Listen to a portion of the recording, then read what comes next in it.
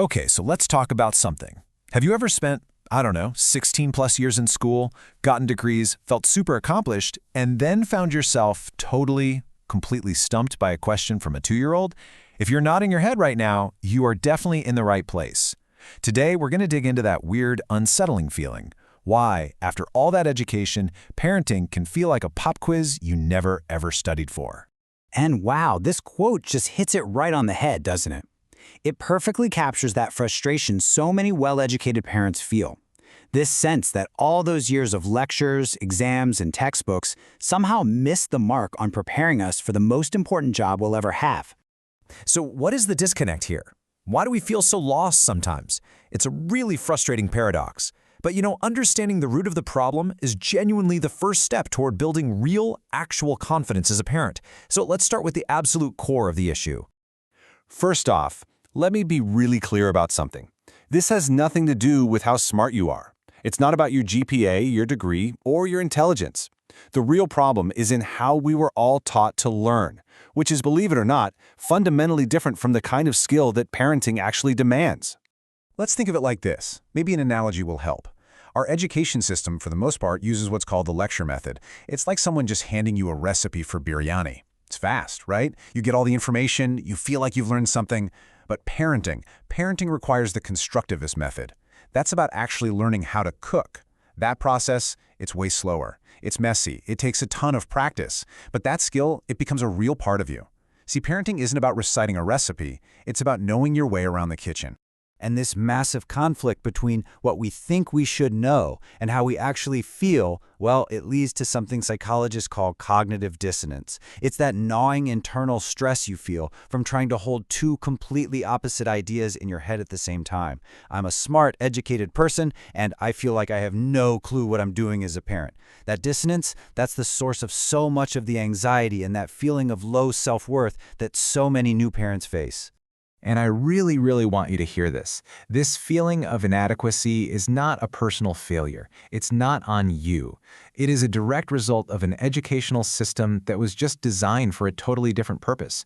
It's a system that, frankly, didn't prepare us for the wild, wonderful, and unpredictable challenge of raising a curious little human.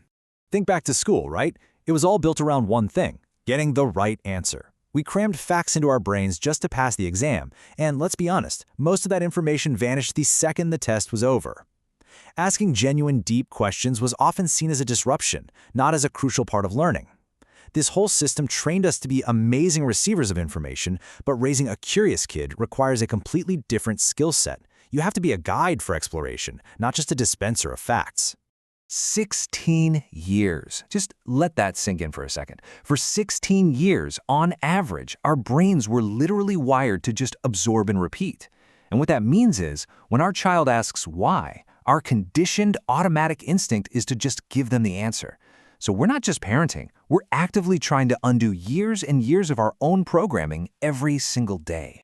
Okay, quick pause. If any of this is resonating with you, if you're sitting there nodding along, I would love it if you just take a second to like this explainer and hit that subscribe button.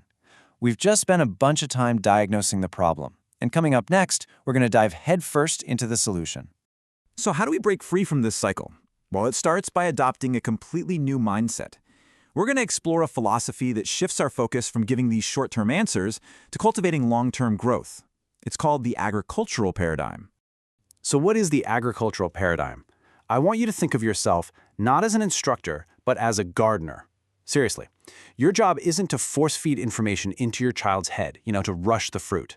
No, your job is to create the perfect environment, the right soil, the right amount of water and sunlight, so that their mind can grow its own strong roots of curiosity and critical thinking, all on its own. This is a huge practical shift in your role. You're moving away from being the answer giver, which, let's face it, usually just shuts down the conversation.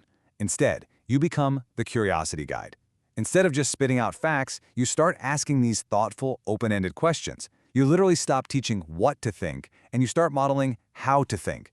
And this, right here, is where you get to reclaim your confidence and find so much more joy in parenting. Okay, this all sounds great in theory, but what does it actually look like? In a real, messy, everyday moment with your child.